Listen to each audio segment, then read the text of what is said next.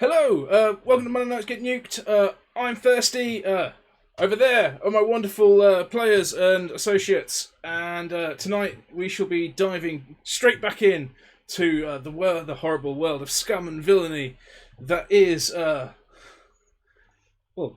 town of whores.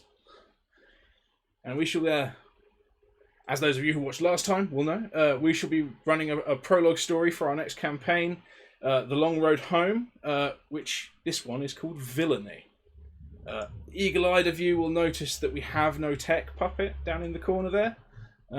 That's because he decided to run away to another country for the week. So, hey, it works for him.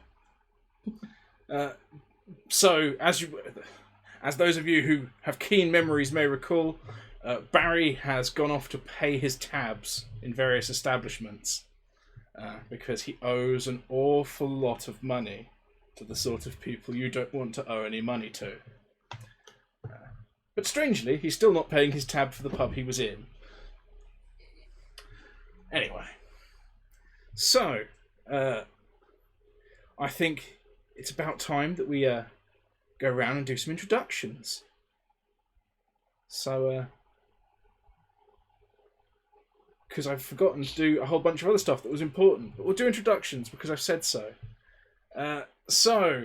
We shall welcome back our wonderful second timer now. It doesn't have the same punch as like wonderful first timer. Kit. Who are you playing tonight? I'm playing Travis, your lovely, wonderful, super nice travel agent. Barely kills anyone at all. Barely kills them. Yeah. Gives them nice, strong hugs around the throat.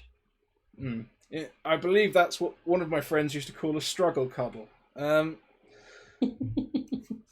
yes. Anyway, we shall move on to our returning regular. The lass in the lovely headphones down the bottom with wonderful curtains that we haven't seen before.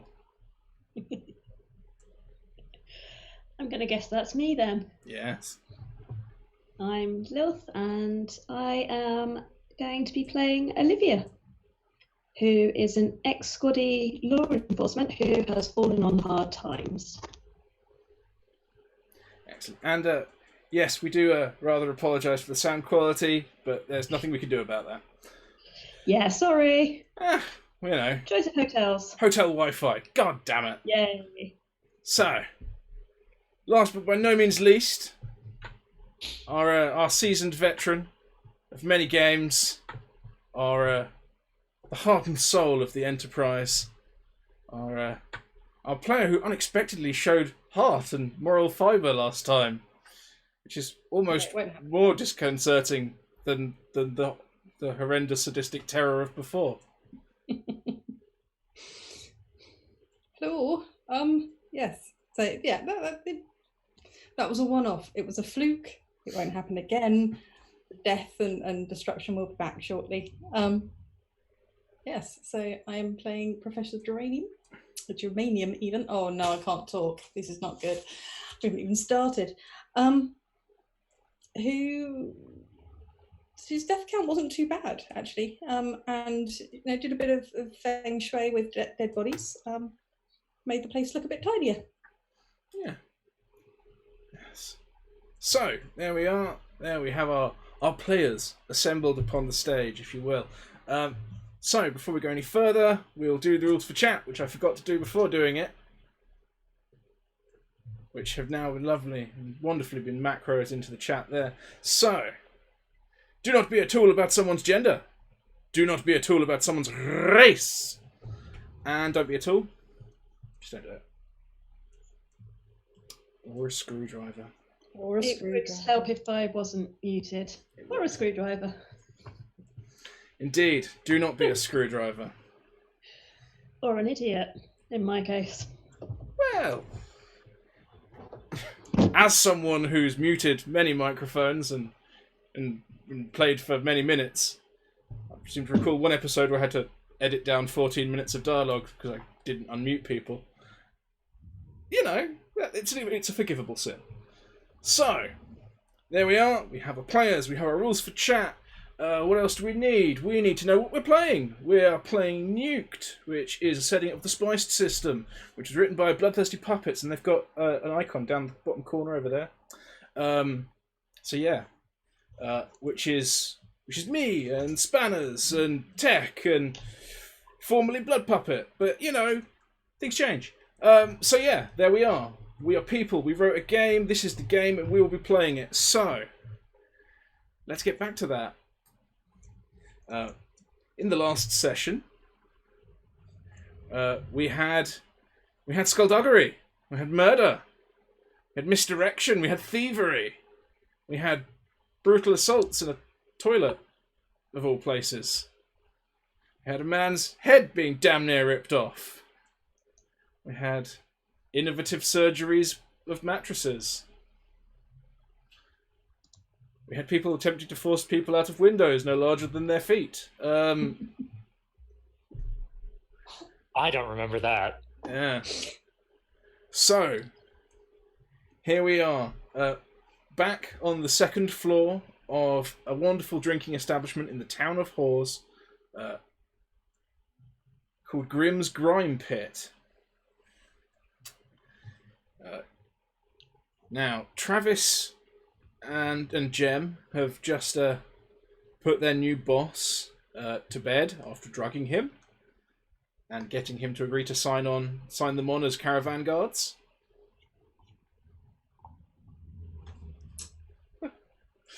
Now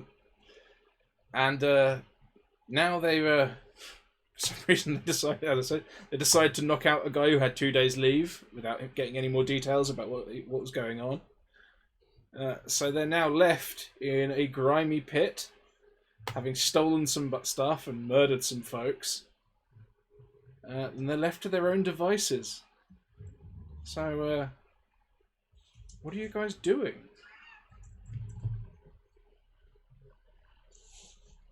I assume we're closing the door with the two bodies in. Yes. Probably a good plan. Yeah. So you're back out in the hallway. As you come out this door, to your right is the toilet with the broken down door. The room with your new boss in, behind you.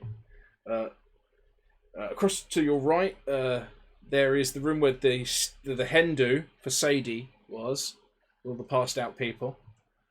Directly ahead of you is a door you didn't check. There's another door you didn't check immediately to the left of it.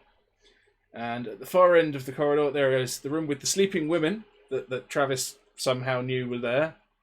He just knew the sound of sleeping women by walking past a door. I know things. Yeah, he drinks and he knows things. And the room with Stan, the guy in the pink bunny onesie with the Slipknot t-shirt on. Who deserves things. Who apparently deserves everything he gets. So yes, here you are, in a corridor. What are you doing? You have apparently, you don't even know how long the stuff you gave this guy has knocked him out for, so...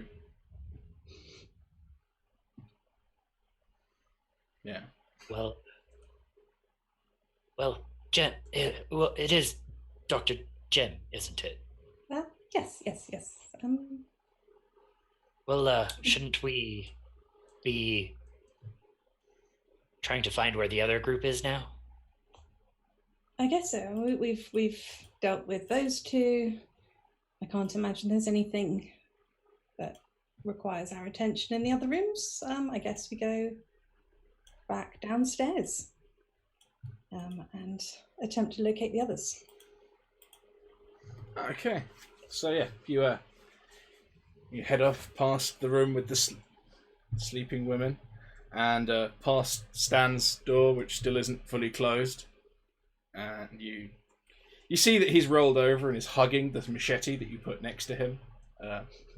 Although I think we established it was a cleaver, and machete was a little overly specific. But yeah, the overgrown cleaver, and he's hugging it like a teddy bear. So yeah. You head back downstairs to the ground floor of Grimm's Grime Pit, And first thing you see, obviously, as you come down the stairs, is they curve around to the left. I actually drew a little map so I can remember now. They come around to the left. You can see Grimnir, the barman, standing on his box, serving drinks. He's having a chat with an older woman who is clearly an experienced denizen of the town. She wears a belt made of clipped tokens. They're these green whore coins, they're known as, to signify her profession. And she looks like she's just having a drink at this point. You know, she's enjoying a bowl of breakfast and a glass of something orange, which you assume is probably the brandy that you were having yesterday with Barry. So, by the way, Lilth, at any moment you want, you can just say you've turned up. That's entirely up to you. But yeah, here you are. You're back in the bar. Grimnir looks around. You all right? Is he, fine?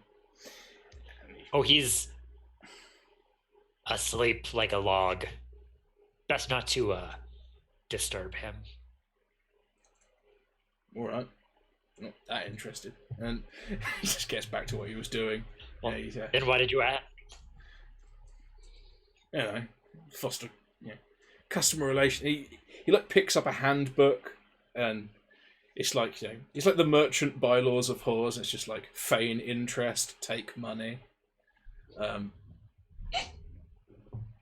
It's literally just like a piece of a scrappy piece of card with like bylaws on one side, and on the back, literally just feign interest, take money, pay taxes. There we are. He's just like, he throws it back down under the bar. Gets back to the age-old barman's task of taking a dirty rag and spreading the filth more evenly along the bar. Periodically, spitting on it between cleaning glasses. Just applying filth and saliva more evenly across everything in this half of the room. But hey, it's probably the amount he drinks. It's probably cleaner than outside. At least more sterile. So yeah, you know what? You're back in the main room of the bar. It's about a dozen meters across. There's about 12 tables. They're like little tables, just like to put a beer or a bowl on. They're not like big sprawling things. There's upwards of 20 chairs. You're not entirely sure how many. I don't even know if all of you can count that high. So, there you are. You're back in the main room. So what are you doing? You've been told, you two have overheard at least, from various people that are trying to grill your new boss, that he came into town with something very valuable. He said it was in a box. He referred to it only as the thing. He said he wasn't allowed to look at it. And he said it was in the bank. Do we know what this other group of people look like? No, he never described them. Don't think He referred to them as northern. But you are about as far south as you can get. Okay. So is there anyone in the bar at the moment that sounds a bit funny? Well, no. It's the morning and there's bad weather. Not many people are out and about. Like previously, you and the guards were the only people here. The guards went upstairs and you left. Okay. This woman is here now, but it's about sort of maybe like 10:30 in the morning on a rainy day in early autumn. Like people tend to hole up. Okay. In which case, I think Professor would go up to the bar, order 2 bowls of breakfast, and just kind of toss one of the green coins across the bar, like it's always been hers. Okay. It has. I don't know. Why wouldn't it be? Grimmer looks at you a little odd and just like, another 2. All right. And he goes and fetches another 2 bowls of breakfast. He gets the earthenware bowl out from the crate underneath the bar and he dips it in the trough. And he says, and the trough's slightly inclined. Like one side is slightly higher than the other. Upon noticing that you're watching with interest, he asks you which end you prefer it from. The left, the higher side is more liquid, so you can drink it, and the lower side has more texture. Higher side, please. Thank you. Okay. He scoops you off like a beery gravy soup with some like floating dumpling, and sort of hands it to you. And for the second one, he looks back and he's like, "For you or him?" For him. No, right. Come on, which side for you then, sir? Same, please. Never going to get rid of all the chunks at this rate. And he dips it in and he hands you similarly a bowl of the runny end of the chunky stew. Puts that down as well. Right, well, it's all paid for. Run along. And she takes the bowls and goes into just puts them on a table as far away from the bar as possible. And just kind of sits there and looks like she's drinking it, but is just poking it, wondering why. Okay. Yeah. So yeah, you Last time. Yeah. I mean, breakfast here, I know I've been describing it in wonderfully florid terms, but it's essentially like a very low quality steak and ale pie, with less steak and more mystery meat, and quite a bit more watery. They might have thrown some kind of starch in there at some point, maybe with some tack, so to make it stodgy and a little bit salty. All the things a body needs. It's fine. Indeed, much. The leftover chunks are put in the next breakfast. The trough is just refilled with spilled beer and gravy. So yeah. Oh, I don't like this. It's fine. It's basically what you would eat in a pub anyway, but it's just in one bowl together. It's a steak and ale pie with no pie crust and lower quality. Oh. It's like a second-hand dinner. Ew. I like that description even less. But yeah, you go and you hover at the furthest table. Poking at this. This is not the worst quality food you guys have ever had by any stretch. This is medium going for around here. Other places just mulch down tack into a salty porridge. Yeah. So this has got meat, actual animal and vegetable fit in it, maybe. But yeah, you say you go and you rest at this table next to the sort of weighted curtain that forms the door, and as the wind sort of whips it around a little, you can see outside, and it's still horrible. The wind is blowing. A light hail, if such a thing exists, is falling, making the mud outside sort of pocked.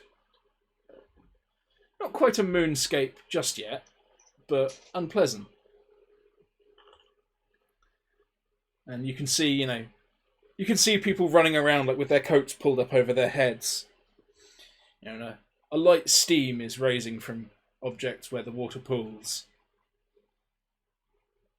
as is wont on the coast where all the pollution from across the sea comes in. So yeah, and you can see people, running out of rooming houses, running into brothels, or or shops, or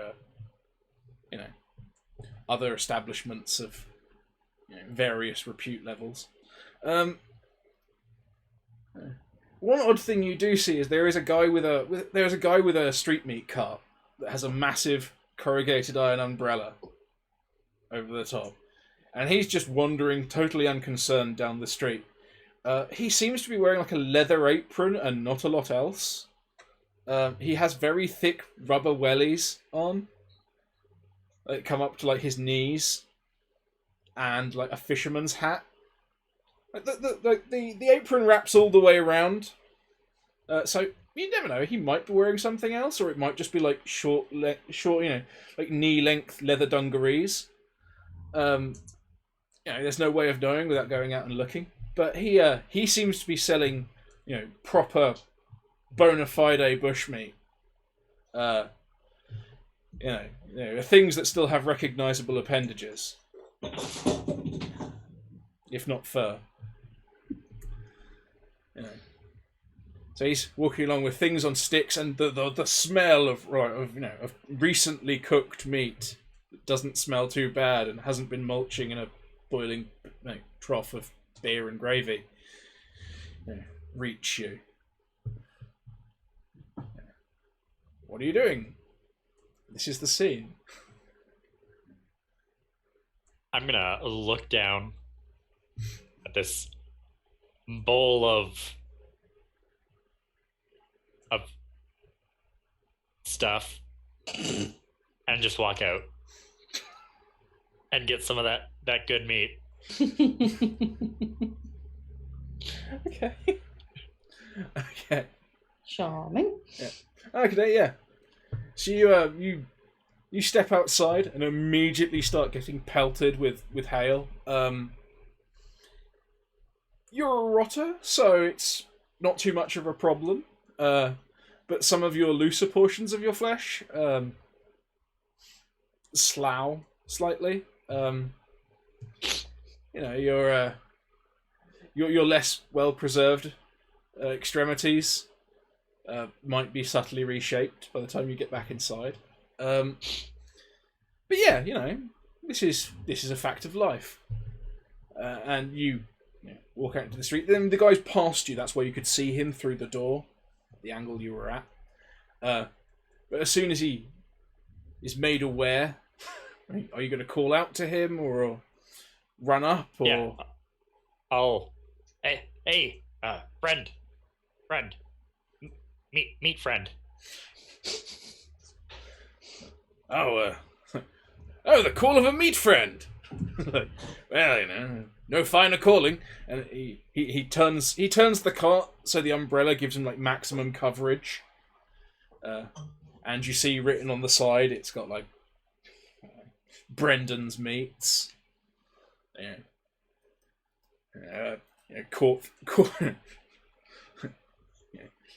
Cooked alive for extra freshness. Oh God. Yeah.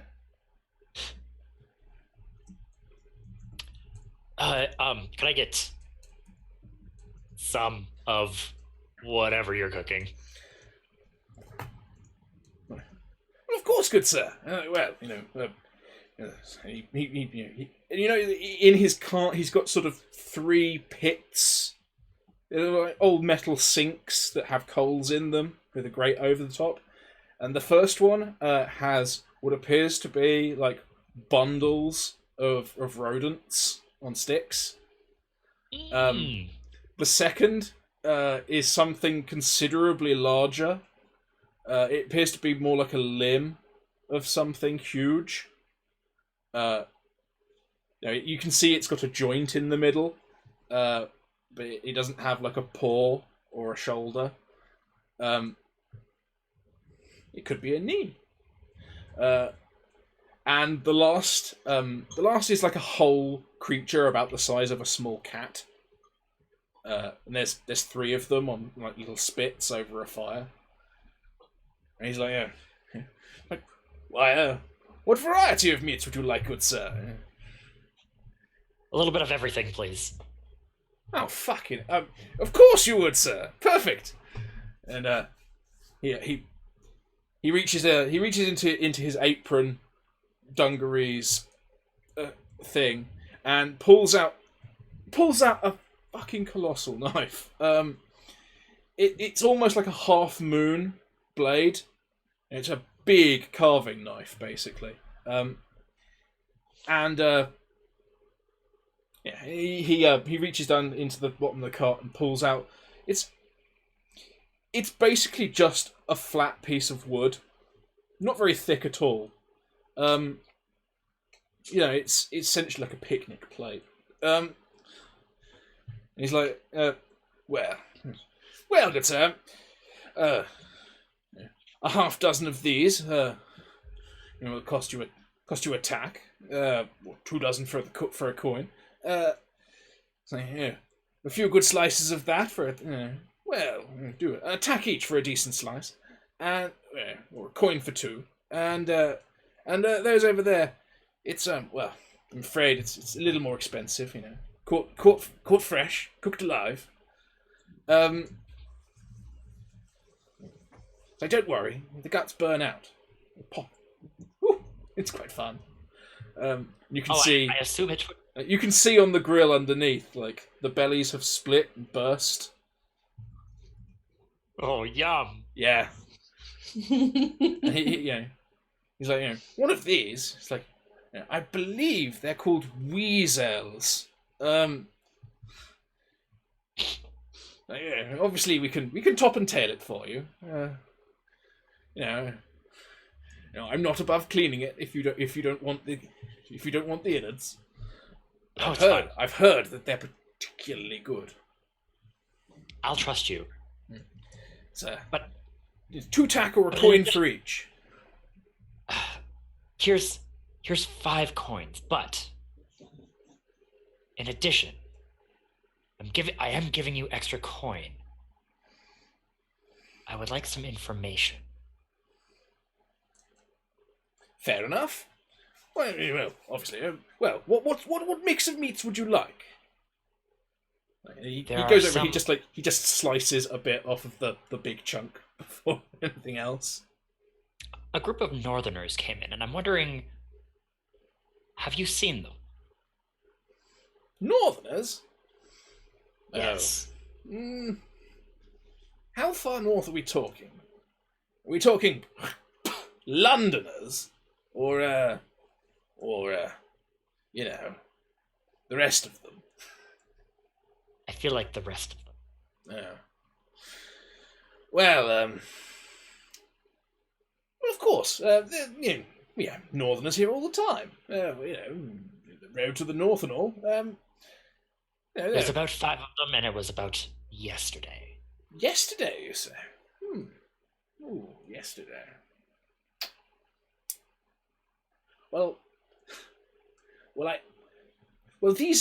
These weasels. You see, I bought these off a rather nice group of fellows who came in from the south, but they said, indeed they did, that these weasels had been gathered by some rather strange chaps, with some terribly odd accents. But they said they were going north. Would those be your fellows? Indeed, and where were they? Oh, well, I believe they said they were going down by the bank. Very good. Here's an extra. Thank you. Excellent. for all this wonderful meat. Excellent. And he hands you a weasel and like a platter of steaks and a dozen rodents, all roasted and crispy. Like if you put them in whole, hold the tail, just, mwah, lovely. Absolutely, I will. Thank you. And I'll run along back to the lovely inn, bar, pub, place. The grime pit. Yes, the grime pit. What a lovely chap. you hear like a soft grunt as he picks up the handles and starts walking off again. Fresh meat, cooked alive. I'll put a couple of the bits of meat down in front of Gem, and I'll just give the rest to Grim. I'm like, here, better food. You can put it in your stew. Have at it.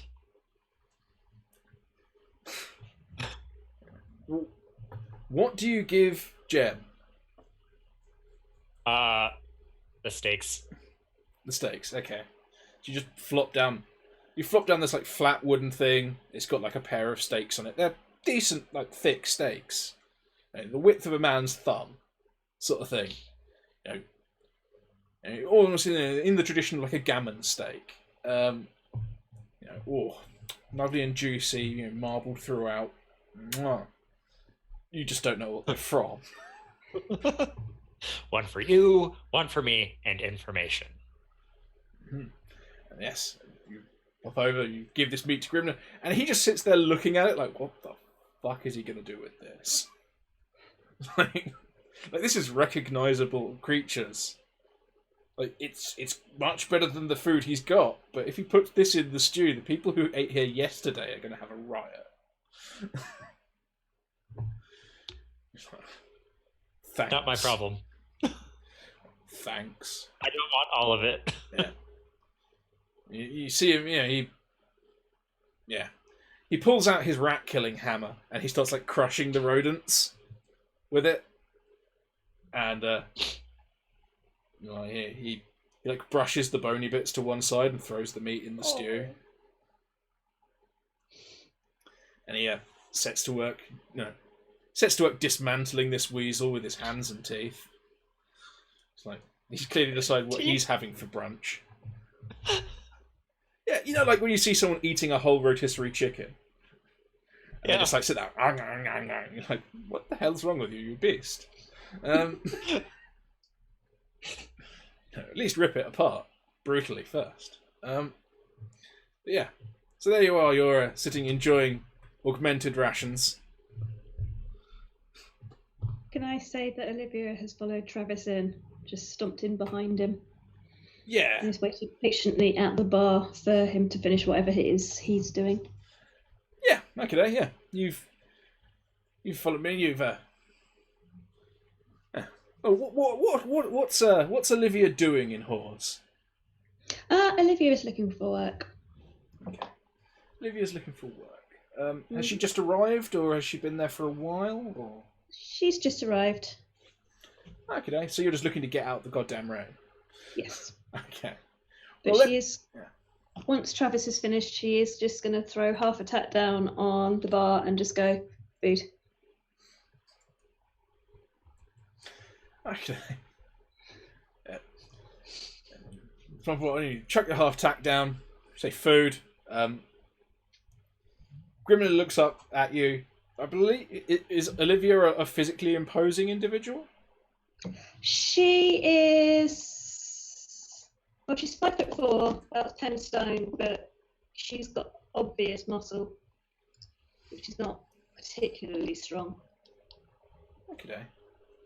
Would you say she's a naturally intimidating person?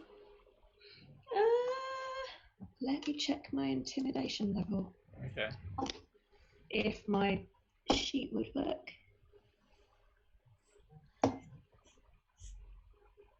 This is why I normally have it printed. Yeah, she's quite intimidating. Okay. If you were say to have out of 10, she's about a 6 or a 5. Fair enough. Yeah. So yeah, you walk up in the fine tradition of anti-heroes in westerns forever. You walk in, you throw a paltry amount of money that's not enough for the thing you're asking for on the bar, and demand a thing in a forceful tone, and he just gives you part of his food. And he's sitting there he's currently attacking the front end of this thing, and he just rips off one of the legs and gives it to you. Yeah, brushes the tack off of the counter into his apron bib. Yep, she's going to take that and wander off to a random table and just sit down and start ripping meat off the bone. Okay. At this point, the older woman at the bar, who she's finished her drink, and she's why not? She's eating the last of the chunks of her breakfast. Never gonna tire of that face. Like someone who's finishing a hearty stew, she eats the chunks and then just pours the gravy on in, and lets out a long, thunderous, and incredibly ladylike burp. And heads on over to your table, and sits down. It's like, well, you want to buy me a drink? You look like you need some company. I push her over my breakfast. Not you. She's at Olivia's table. Oh. Olivia just looks up and then just goes back to eating. Fuck it. No, pleasing some people. She just gets up. Clearly, she was using her best customer voice on you, and it didn't work. Olivia's not very bright. She's got a very one-track mind. Yeah. She stomps over to the curtain that forms the door. She pulls down. She pulls down a discarded coat that's been hung on a nail near the door. It looks like most places around here have these, and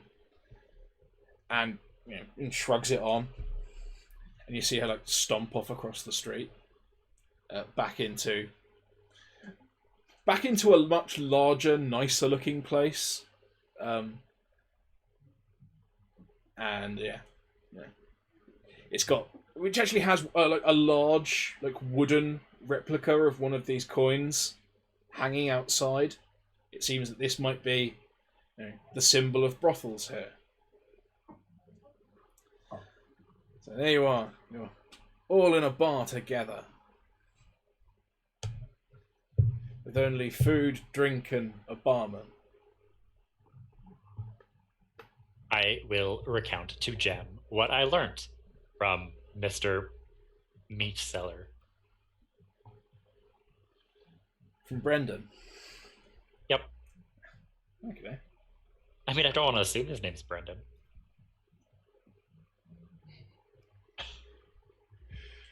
Fair enough. Okay. Well, if you're not going to ask people their names, at least assume how they're written on something. But yeah, fair enough. I mean, you still haven't actually asked Grimnir his name. Or your boss. I don't care about him. I'm just stealing from him. I don't care about him. If you give them names, you get attached. You can't kill them. Exactly. Fair enough.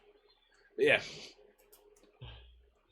So yes, Jem is let in on the wonderful information.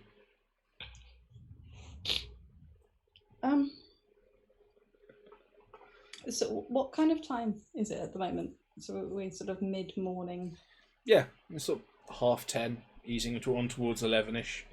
Now you've been faffing, buying yourself, extra breakfast, Okay. chatting with locals. And were we told? I can't remember. I haven't got anything written down. whether we knew what sort of time they were heading towards the bank to go and get the box. Tomorrow morning. Yeah. You were told that the guards had 2 days off. Right. They arrived in the morning and they were told they had 2 days. Okay. So one of the things we really ought to do is go and find these other guards. Yeah. You've been told they're at the bank. They are at the bank. Okay. So in which case, Jem is going to go up to the bar and lean over and say, don't suppose you could point us in the direction of something for us, could you? Yeah. We don't want to wander around with too much on us, if so to speak. So we'd like to deposit a few things at the bank. Where can we find that? Nice.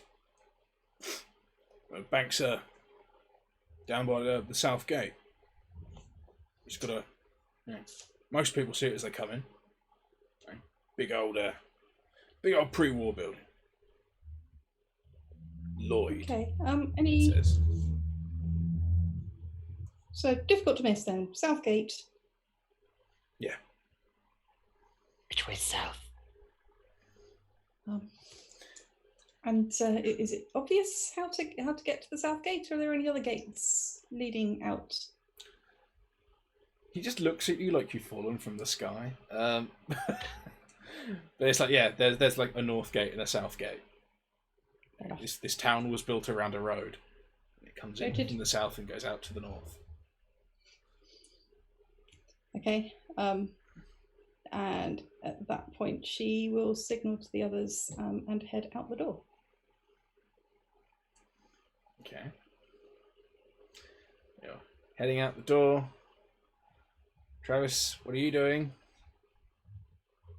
I'm gonna stare at Olivia and just size her up.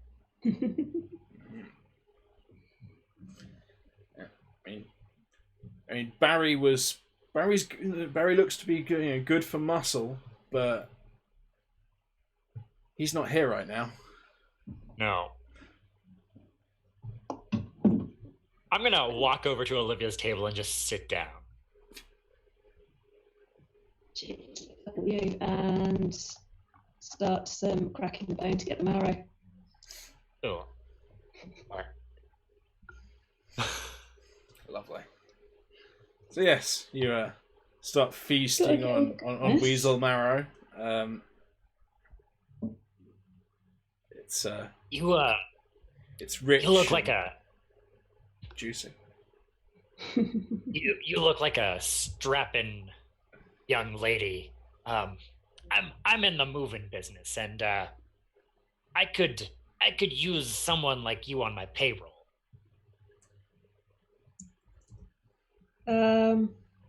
Olivia looks back up at you and goes, "Need work?" Well, I'm on a job right now, and you see, there's gonna be some muscle needed, and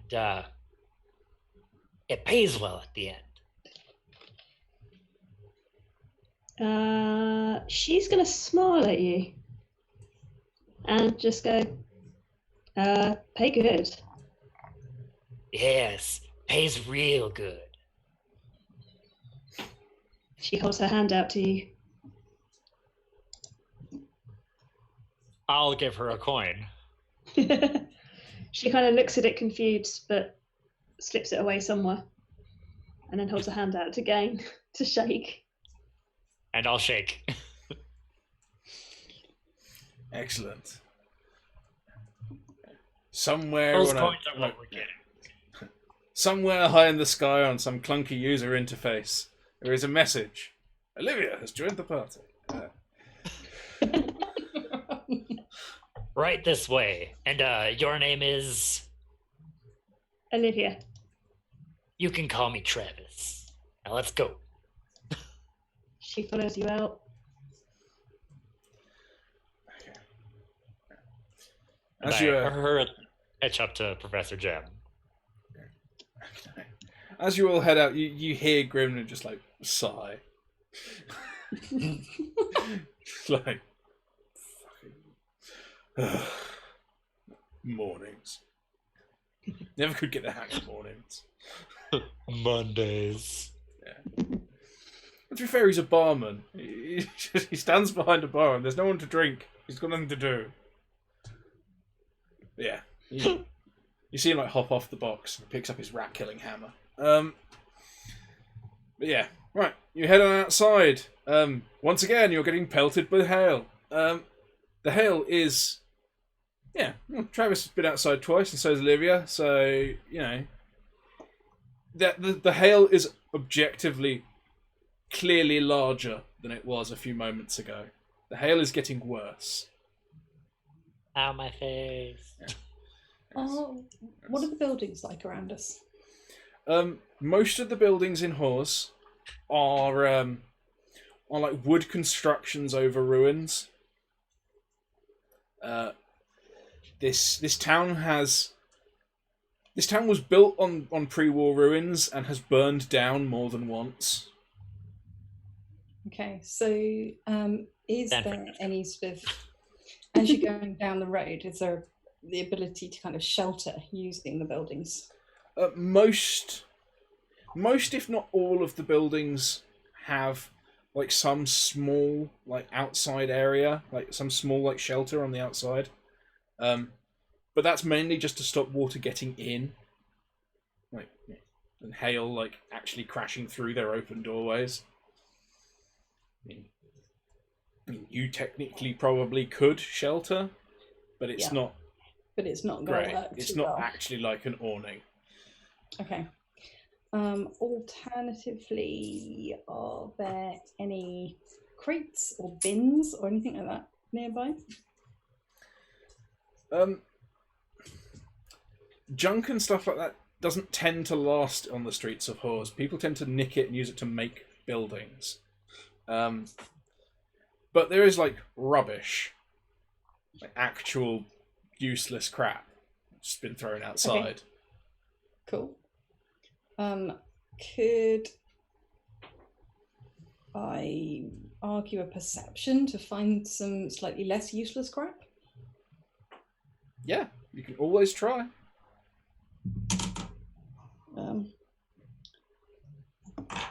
That is a 10 in total. Right, yeah, you as you're looking around, you see like an old slops bucket where like one side is basically rusted through. You know, it's not going to be any use as a bucket anymore, so someone just kind of threw it outside. Okay. You could potentially wear it as a hat. Yes. Although it is filthy. It's filthy and it stinks and it's half full of rainwater. But to be honest, at this point, I don't think she cares. She just doesn't want to be hit on the head with a with any more of this hail. So she's going to just tip it out and just stick it on. Okay. Yeah, you have like a incredibly like rusty old like bucket on your head, basically. Like, huzzah! Your head is now wetter than it was, but you're not getting hit with hail on the head. Swings and roundabouts. Yeah. Yeah. So at that point, she's then going to attempt to keep using the buildings, manoeuvring in and out, and head towards the south gate. Yeah. You all know enough about this world to just like, you know, head towards the lighter hazy patch in the sky. You know, that's normally roughly south. Or at least if you keep it on your... It's the morning, so if you keep it on like your left, you're all right. And yeah, assume you're heading south, unless you've decided to run to the north for no reason. Let's run to the north for no reason. Yay! Sounds about on brand for a It does. Monday night getting eat. It does sound on brand for Monday nights. So yeah, but on a more serious note, are you heading north or south? South. South. So, Okay, yeah. So you head south. There are a few like branching streets that like go off this main like thoroughfare, but mainly, like most of the brothels and the shops are on this main street, and it's quite wide. You could get a pair of decent sized carts down it side by side, or maybe a couple of dozen people. Could all hold hands and march down this street. It's at times you're pretty sure you can see like the remains of a pre-war road, but there's a lot of mud, and like the pre-war pieces are small, like, little flaky bits of asphalt. They're just like sticking out of the mud. As you head south, the further south you go, the more intact pre-war like buildings there are. The more intact the pre-war buildings are is probably the more accurate way of saying it. Some of them have sort of signs on, and some of them are quite clearly used as houses. They've had like their original signage ripped off, and like the big display windows have been boarded over. There's just like families cowering in them from the hail. But yeah, as you pull down to the south, you come in sight of the gates. And the gates are heavily guarded. Horses had to withstand people trying to attack it quite a few times, because the general assumption is the people here, are unarmed, or their weapons are wired into their holsters. Most of them are in a state of undress, let alone unarmored. So it's seen as a tempting target. So yeah, you see these are. The big, robust gates that have been made of, bits of concrete block and brickwork and bits of sort of reclaimed steel, and the wood seems to be all on the inside, and everything facing outward seems to be non-flammable, because they've learned that lesson. There's probably about 24 guards around this gate, either standing up on top of it on a little walkway, or just inside it. And immediately off to the left of the gate is a pre-war bank. The buildings immediately around it have been pulled down and used to repair it over time, it seems. And it quite clearly says Lloyd on the front in white letters. But yeah, apart from that, it looks basically as we would expect it to in the modern day. And you can see that, there are a few guards. There are a few people who look like guards hanging around outside. There's like a little tent that's been put up, and some rather rough-looking fellas hanging around next to it. So there we are.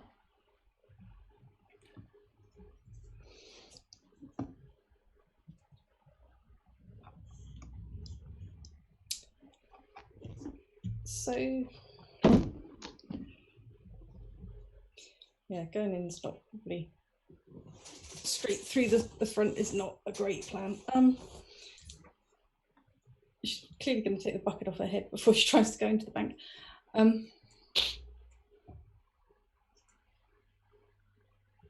We have, how many do we have? I had 14 of these weird little coins now. I have not. How? Oh, you just spent all of them on meat? I only had 7. Wow. Okay, so she's going to put 10 of them somewhere secret, probably where she's keeping her drugs. It's best not to ask. And she's going to take 4 and keep them in her hand, and sort of come across as if like this is all of her worldly goods, and walk towards the bank, kind of holding them like a small child who's just had their pocket money. They're going to put it in the bank. So she's going to kind of walk into the bank looking like that. Okay. Hoping that they're going to focus on these coins. and not on her checking the place out. Yeah.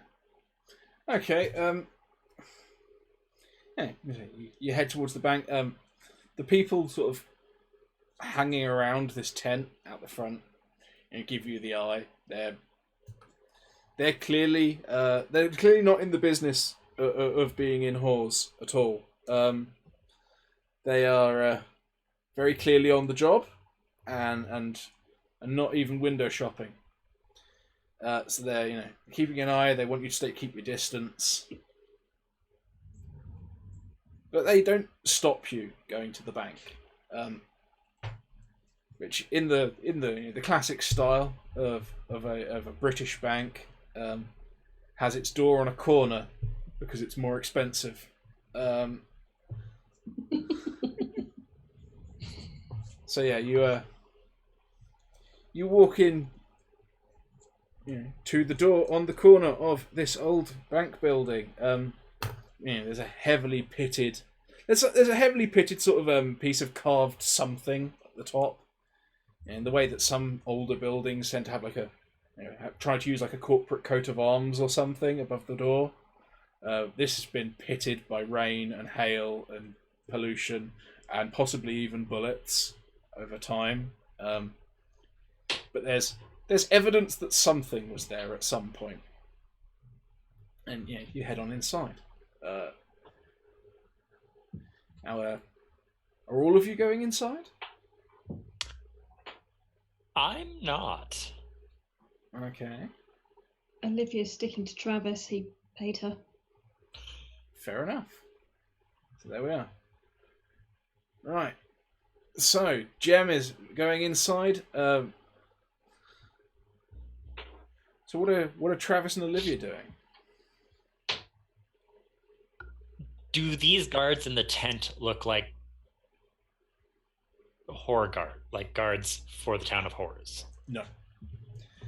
No. Yeah, the guys from the town of Whores, they tend to have they tend to either have like on their person a replica of one of these whore tokens, either like on a helmet or on a shoulder pad, or like worn like a badge, just to show that they're like contracted by the town. These guys do not. These guys look like they're business. They are armored. They are armed. Their gear is kept to a minimum, and mostly within like easy reach. They don't have bags on their backs. They just have lots of small pouches and things like that. They look ready. Okay, I'm gonna go up and casually strike a conversation. Okay. All right. As you say, you wander over. There are 3 guys outside the tent that you can see. One of them.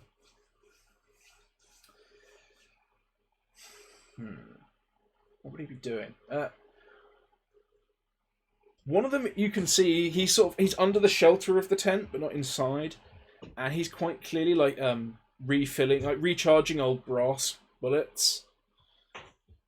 So he's actually putting more powder in, like old brass, and putting new bullets in there, which is a feat out in the rain. But the guy clearly knows what he's doing. And as you pull close, he sort of stops what he's doing and looks up, and you see his right hand like disappear behind him. Like, he doesn't do anything. His hand just goes to sort of the back of his belt, like just behind where a pocket would be. And he's just like, "What?"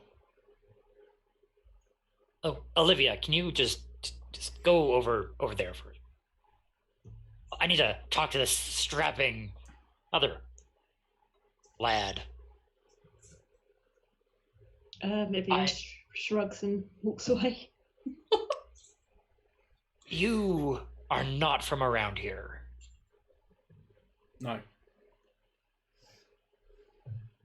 I heard tell that your company is looking for more workers. Wrong. No, I didn't. You see, a good acquaintance of mine, he said that distinctly you were all looking for more workers. Nah. Old man. His hand hasn't moved from sort of the side of his belt, but he starts to stand up. He leaves what he was doing on the floor. He starts to stand up, and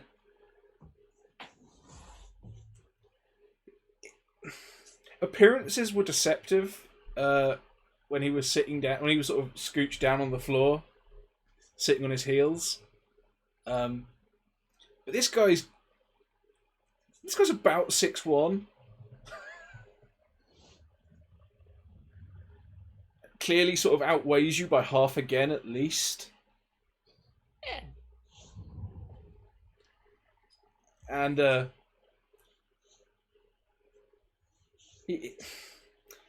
his face takes a sort of unhappy expression. Yeah, he clearly doesn't want to be talking to anyone. It's the morning and it's wet. He just told you, old man. No. Listen, I was told to talk to you. Who am I? About a job. Who do you think I am?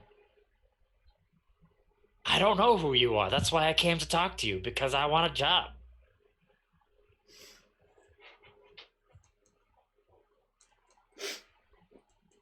No jobs. Well, then you better get all of your information straight then, because you got someone with loose lips saying you've got jobs for people.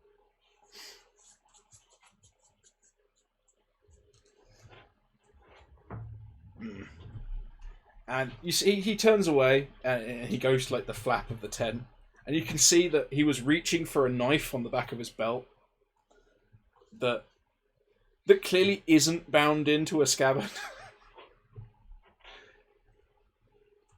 You know, the guards just don't seem to be giving him any hassle about it. And he puts his head inside the flap of the tent, and you hear him say something that you do not understand.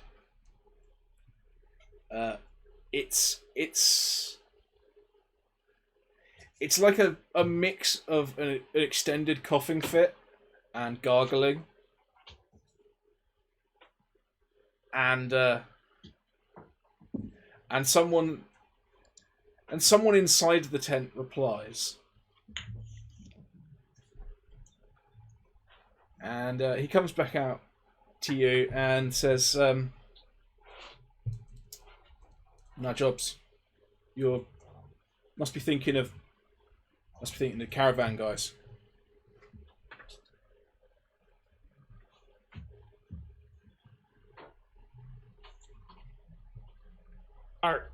Are you not the caravan guys? No. We hired them. Well, they're telling me that you've got jobs for us folks here, so I don't know. Nah. You take it up with Graham. Old guy. Big. He's the one who said this, so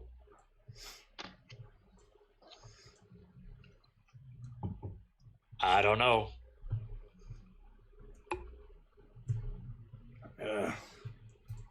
He walks back to the tent, sticks his head in the flap, and once again there's a sound like gargling and coughing. You hit in the middle of this sound the name Graham is just said in plain English. And once again, you hear a similar sort of odd reply. You don't really understand. And he turns around and comes back out. And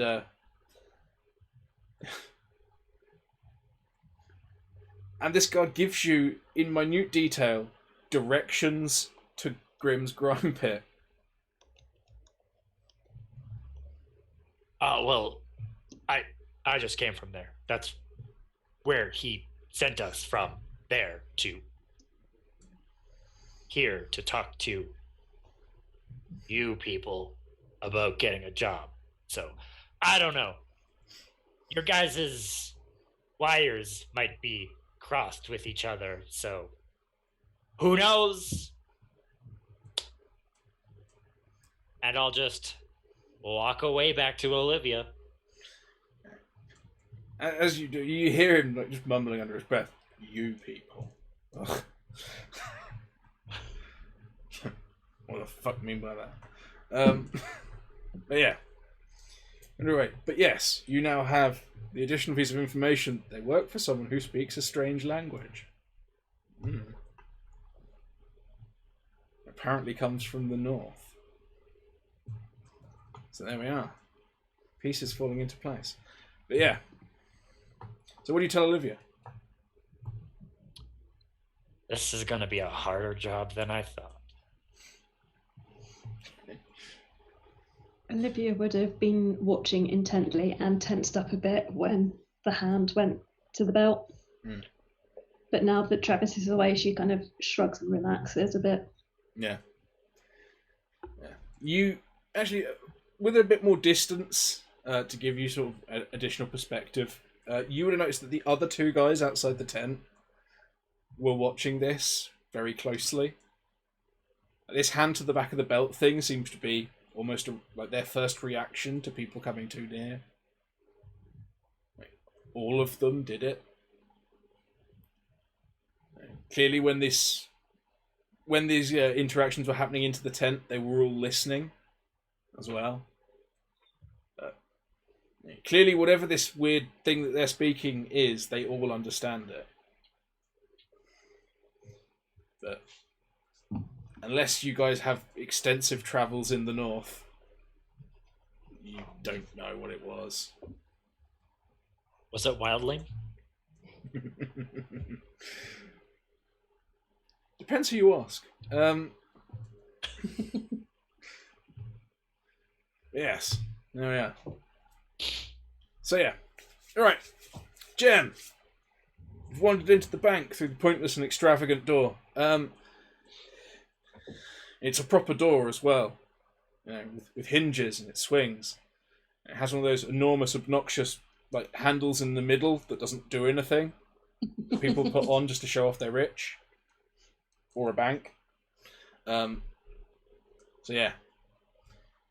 The door. You swing the door open, you go inside, and inside is a very close approximation to what a bank should look like. Yeah. The floor is covered with mismatched carpet. They've got actual rope and strung it between the little the little things to denote where the waiting areas are. They've replaced like the cashier's windows with windows from houses. In the event that some of them have become broken. But there isn't quite enough to go around, so they've clearly just boarded over some. But yeah, there's like a small queue of people standing in the bank, because it wouldn't be a bank if there wasn't a queue. And they seem to be depositing tack and getting whore coins. Mostly. Some people are storing items or turning over weapons. And that seems to be... People who are storing items, are they storing small items, or are they items of slightly larger? Most of the people here who are storing items are storing like traveling equipment, things like that. You know, stuff that you don't necessarily want to get pissed and lose. And when they hand over that travelling equipment, how do they do that? Next to the more traditional cashier's window, there is simply an area next to a large door, and one of the people in the little cashier's area will ring a bell, and someone comes out from the back and takes the items. Okay. She's going to go towards the cashier that's closest to the door. Okay. There are like 3 people waiting in front of you at this desk. And one of them is complaining loudly that the bank won't take his pet dog. It's really annoying him, and he wants someone else to look after it. He's saying, he's pointing at one of the other people, and he's like, you agreed to look after his horse. Why can't I have? You looked after his vehicle. You looked after his livestock. Like, why won't you take my dog? And they're having none of it. It's like, because your dog will kill the livestock. Why would we want that? Like, it's a thing with teeth that attacks people. Go to hell. And eventually, the poor guy gives up and leaves. He's not too happy. And the person immediately after him is just like, the person immediately after him is a small girl, who is turning in like a handful of tack. She's like, Daddy would like to have some coins, because he's going to have a big night out. It's him and Mummy's anniversary, and the lady at the desk is just like, whatever, and takes it, hands her 5 coins, and she gives a quick little shifty look, gives the kid another one. It's like, don't tell anyone. Right? It's just between us. Buy yourself something nice. She's like, I'm going to buy myself a puppy. It will be delicious. But yeah, she skips away. She skips away with her parents' anniversary cash, and delightful sweetie money for a whole puppy. So yeah, you are now at the window. And the thoroughly disinterested cashier looks up. How can I help you? I'd like to deposit these coins, and hands over her 4 coins. Now I know it's not normally the way that it goes, but You want tack for these? yes. But now I'd just like to keep them safe. I don't want to be walking around. You know what it's like. I know everyone has their weapons secured, but there seem to be a few people who don't, and just thought it was safer if you held on to these for us for now. Tack doesn't seem to interest them that much. Okay, fine. Takes your 4 coins. She gives you 6 tack. Okay, there you are. Of course, minus the usual fee, and there you are. You have 6 tack, and she takes the coins, and she just throws them in a box. They're not yours anymore. There you are. With the tack in her hand, she's just going to pretend to count them really slowly, as if she was sort of not able to count them herself. But instead of doing that, she's just going to look around at that door and see if there is any locks or what the security is like around it. Can she argue a perception? Yes, definitely argue perception. Be a 13. Okay. A 13.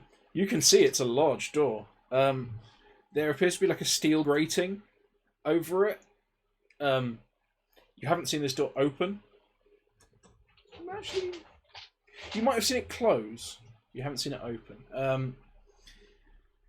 But it appears that there's sort of levels to it. There's a grating that comes down, and there's doors behind it that open and shut, like that flap.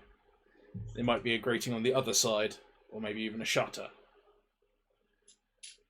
Clearly, these people have taken every form of secure door, like security they could nick from all the shops on the main street of a pre-war town, and made it into like an outer area for their vault. So it's not impossible to get past, but obviously harder than just like a standard. Yeah, it's not. Okay. Yeah, it's by no means foolproof, but it's not something you could just let Barry kick. Cool. Okay. So she's going to take her tack, and head out to go and find the others. Okay. Right. So back to Travis and Olivia. You are outside. You just had all your wonderful interactions with the guards. You retire to a safe distance from them, and you see a young girl skipping out of the bank with like a dozen whore tokens. Like, oh goody, I'm going to buy a puppy. Yummy. And she skips right off into a shop and comes out with like a piece of charred meat on a stick. And then you see Jem come out of the bank. So yeah, there you are, all back together.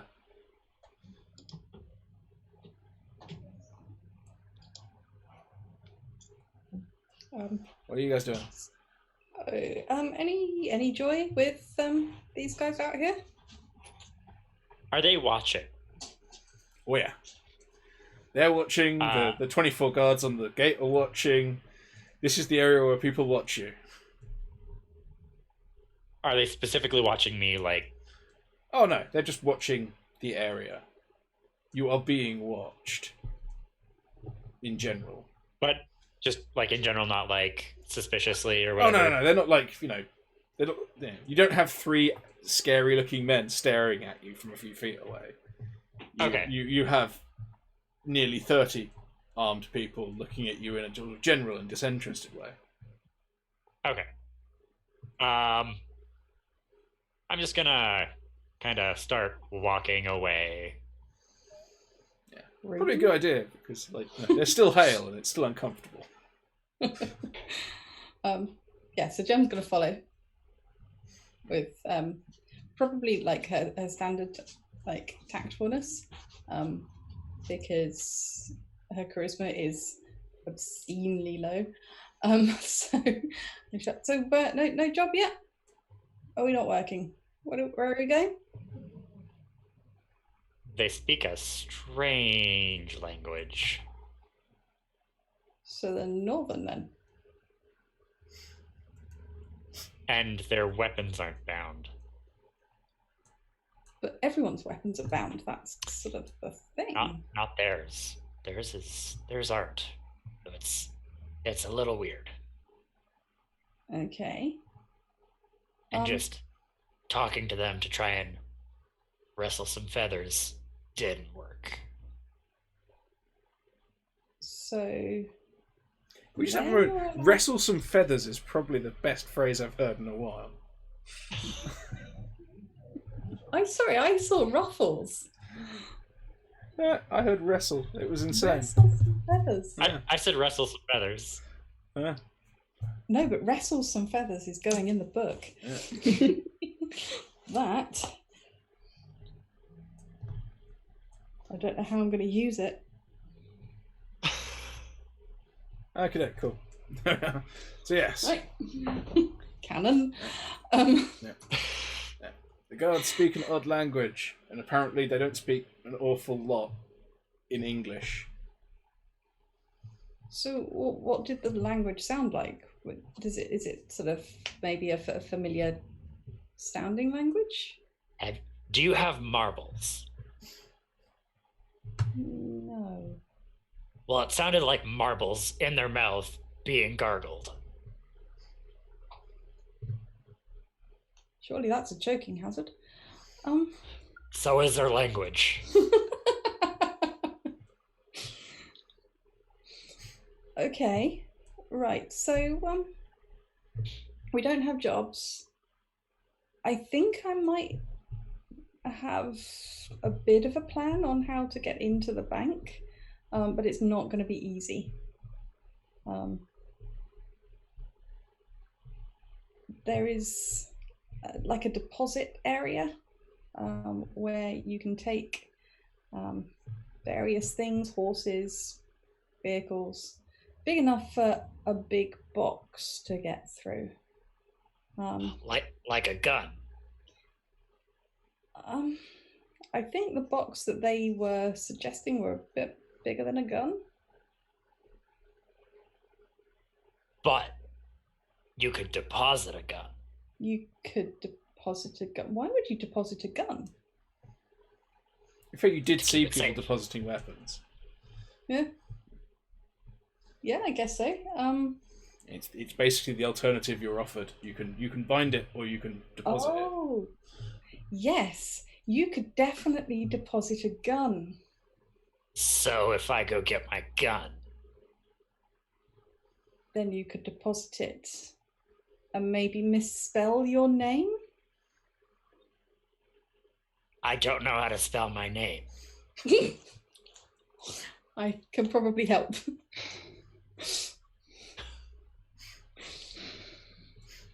Olivia's just watching this conversation like a tennis match. She's just whoever's speaking, she's watching, while also keeping an eye around because she's assumed she's been hired as a guard for Travis. Yeah. So are we out of the earshot of the guards now? Oh yeah, I assume you've been wandering up the road this whole time. Okay. I mean, the rain's getting heavier. Having a casual chat is probably not going to be great. No.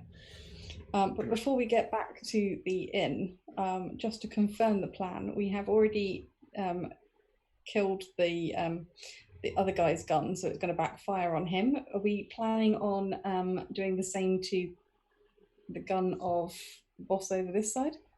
I don't know how we can. They're armed. They are.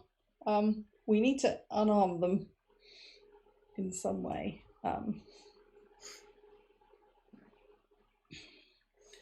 I don't know how. Well, they do say the way to a man's heart is through his stomach. Could we maybe bring them some gifts of food? I'm not. Okay. Could I bring them some gifts of food and maybe like offer them some stuff to keep them going over the night while they're on guard, and maybe, lace it with some interesting stuff?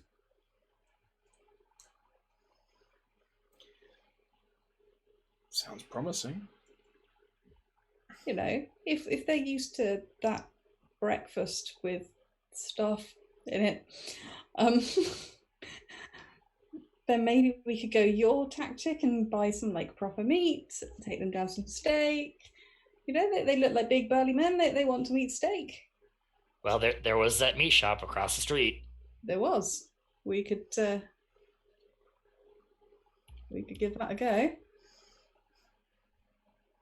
We got the street meat cart. God knows where he is now. We just need to find him. Well, didn't that girl get a dog Yeah. across the street? She got a puppy. Yeah. She got a puppy. They're northerners. Who knows what they eat? Oh.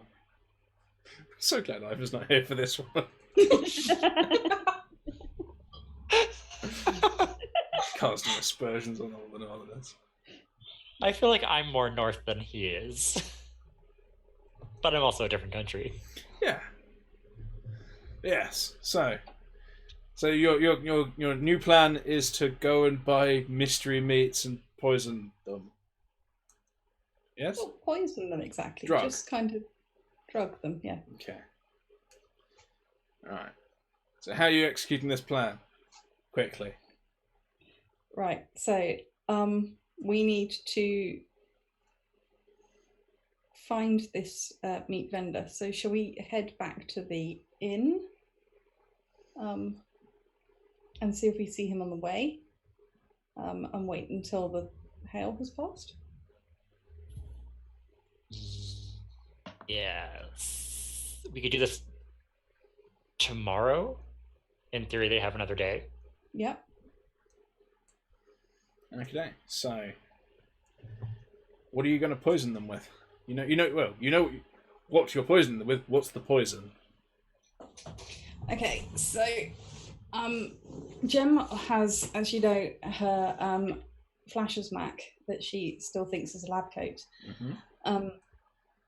And inside there, she carries a number of interesting potions that she has been using with the local workers to try and cure the itching. Some of it works better than others. Some of it has definitely not been working, which is why she is keeping a low profile.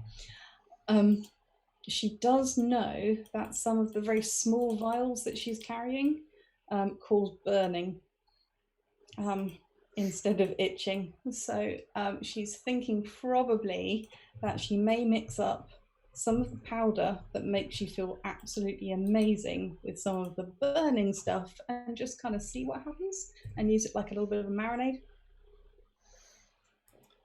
Okay. So, do you need to cook any of this up, or do you have it ready to go? She has it ready to go. She has like a little, almost like a little sort of opening in her Mac where she just has all her vials. A little pharmacopoeia. Yes. Okay. So. Yeah. She does also carry some crash as well, just in case the burning turns to something which is a little bit less lovely. I don't know if it's edible. I don't know if she's tried. Everything's We know that the powder's edible. And we know that the powder wasn't meant to be put on topically. The jelly liquid wasn't meant to be put on topically, and the powder wasn't meant to be snorted. If I seem to That's right. recall. Yes. That's what it was. Okay. Not typically, no. Yeah. But it did its job. But yeah, she carries crash just in case. She has run out of morphia because of the burning. But yeah, she has these random powders that she kind of just likes to combine to see what happens. Okay. Right. He is a chemist. Yeah. Well, if your logic would dictate if you buy them food, they'd eat it over the next day, wouldn't they? Yeah. So, if one or two of you was to go and buy food, the other was to poison it, you could leave it with them, and then spring into action when the results. I mean, so who's going and buying meat? I am now broke. I can't. Mm-hmm. So Jeb's still carrying quite a bit of cash, so she's going to hand some to Travis and say, I think probably out of all of us, you're going to get us the best deal. You get the I meat. sure can. Okay. I'll make it do stuff. Yeah. Okay. Travis is off to the puppy shop to buy meat. Okay. Yeah. So, Jim, what are you going to poison them with? You have a pharmacopoeia of awful things that you can put in someone's food. What are you going to give them? Right, so one of the powders is a stimulant. She's going to take the stimulant with the potion that quite clearly created burning when it was applied topically, to make it a bit more spicy. And then she is going to mix, because it's a powder, she's going to mix it with a very small vial of stim. Okay. The plan is to see how high she can raise their heart rate, blood pressure. You know, just to kind of, they'll either really enjoy it or they'll have a heart attack. Okay. Either way, yeah, they won't be focused on us. Okay. So yeah, you managed to combine those things into a sort of barbecue glaze. Yeah. A sort of chunky glaze. And Lovely marinade. yeah. When Travis comes by, Travis, you're in the meat shop.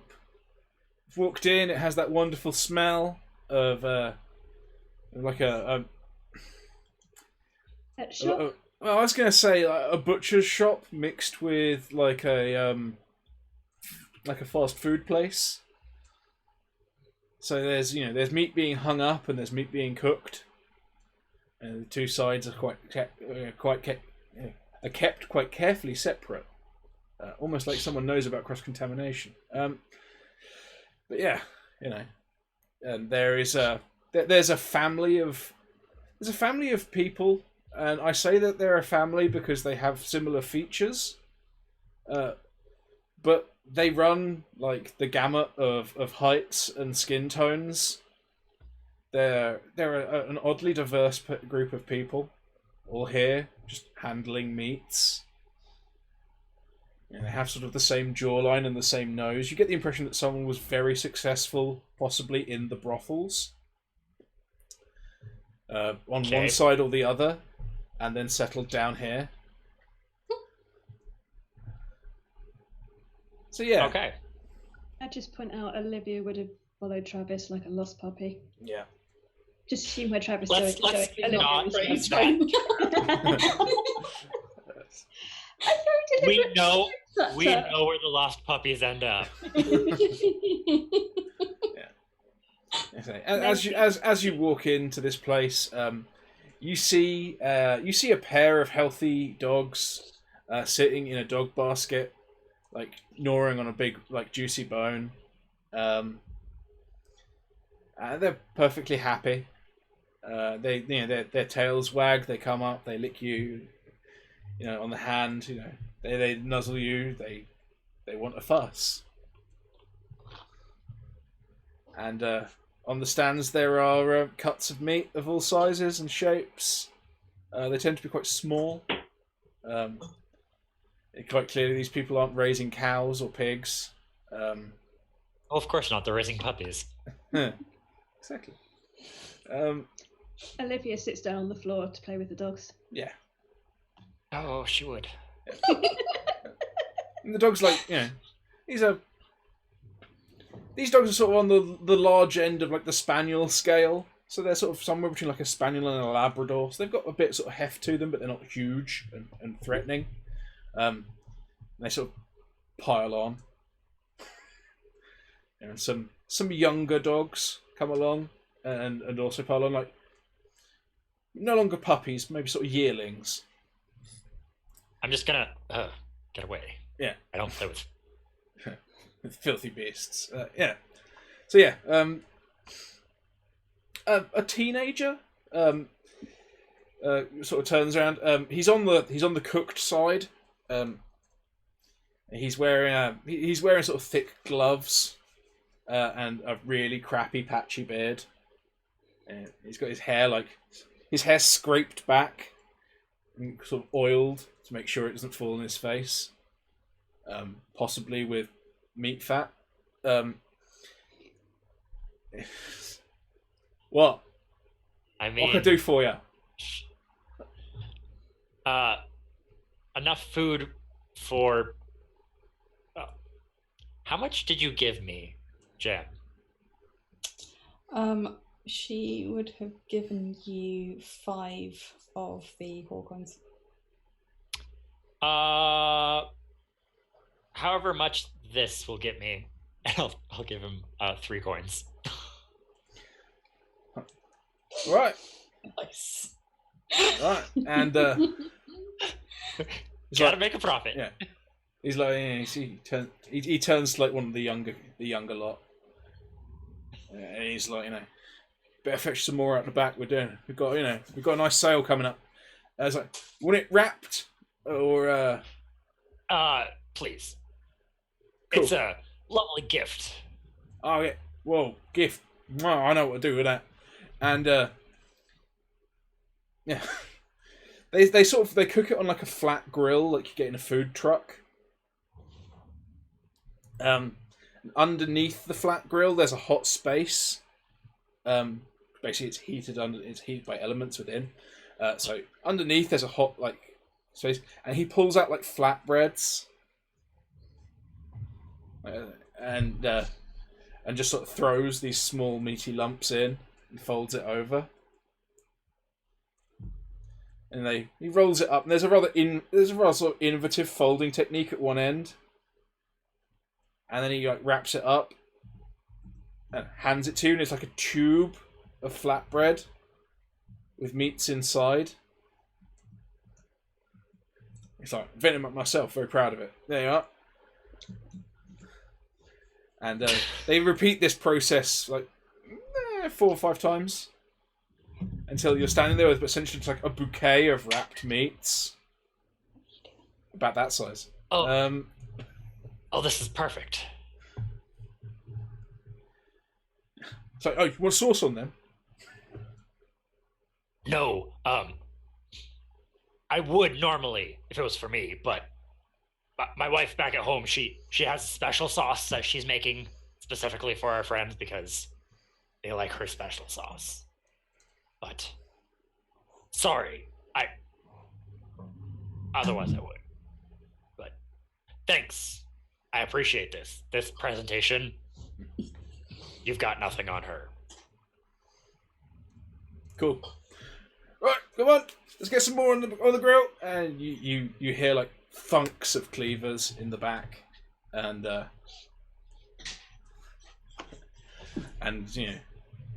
fresh meats are placed upon the grill.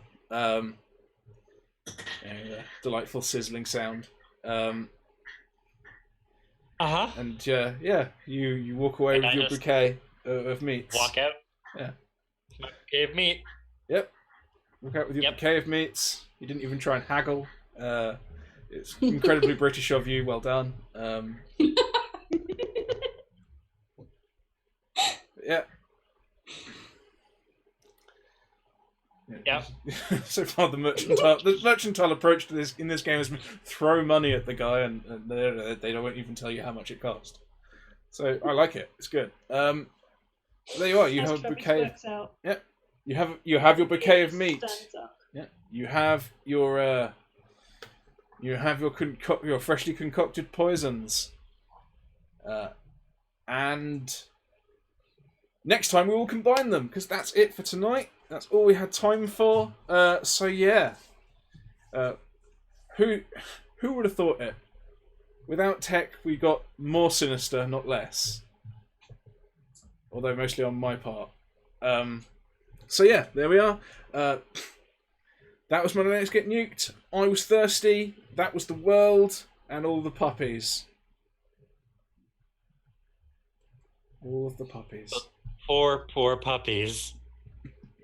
Although that did sound really good. Yeah.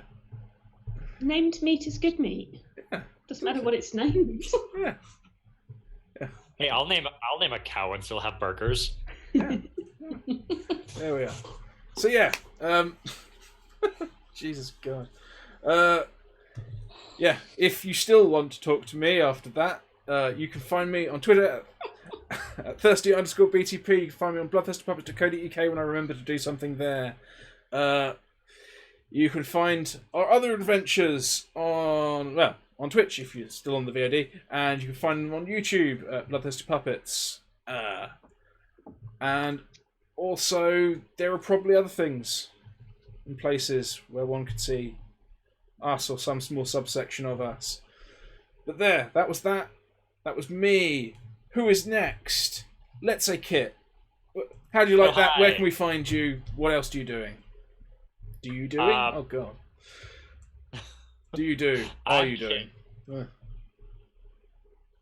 I'm Kit. You can find me on Twitch and Twitter as @KitBattlebeard. Usually, you can find me doing D&D every Saturday or one-shots. However, this past couple months have been a little bit hectic. I am doing school, so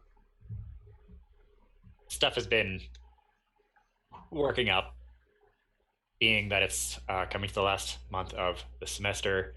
And every Tuesday for the next couple weeks, I am on my friend Jess's channel, go_JG, and we are playing Fall of Magic. So you can find that on at 7 Eastern. Yeah, it's really fun. GM-less tabletop RPG. Nice. All role play. It's fun. Well, to be fair, I think this was pretty much also all role play. I think we engaged with mechanics like 4 times, if that.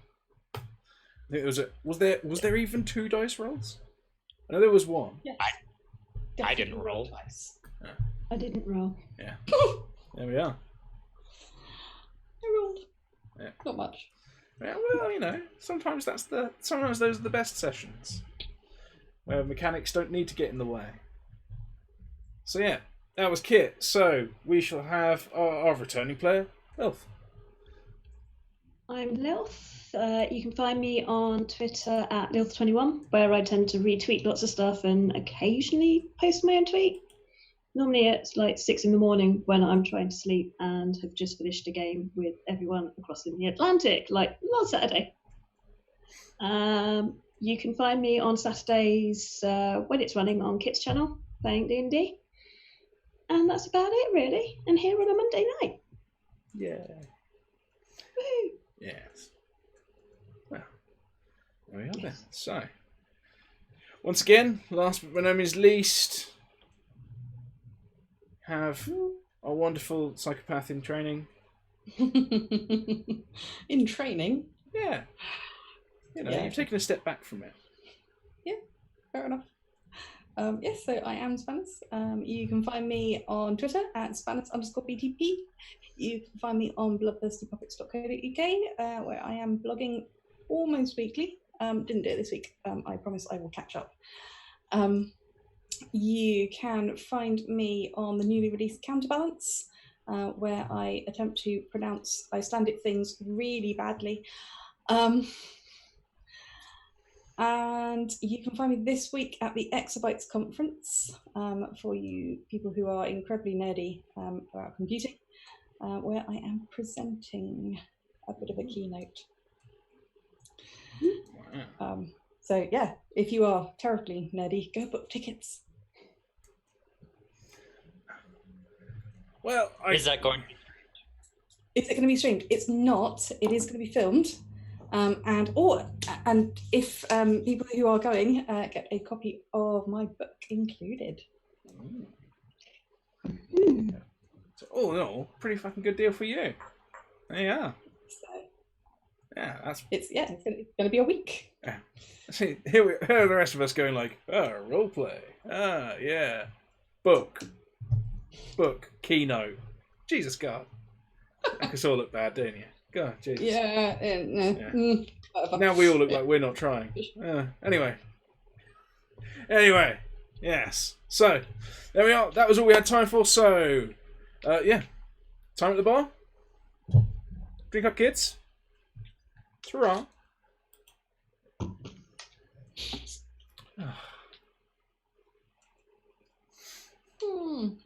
You've run out of mead. I have. I've run out of mead. This is not Oh, good. that's what I was going to drink. God damn it. I will next week. Mm. Yes. Yeah, now I really want some form of meat. I don't know. No, ever again. That was horrific. Ah, I mean, you have no proof that they were actually eating puppies. It might have But just been it something they called it. The It puppies just- were fine. It was the lumpy breakfast that got me. yes, That's the not lumpy bothered me. I don't know why. There must be something wrong with me. It was just how it was described. The descriptions were very well done. You're really good at that. You made breakfast sound gross and cooked puppies sound good. There was something very wrong with that. I don't think we need to say anything more then. Yeah. But yeah, thank you for playing again with me and all of the cooked puppies. So yeah, thanks guys. Happy I don't have a dog. I am so glad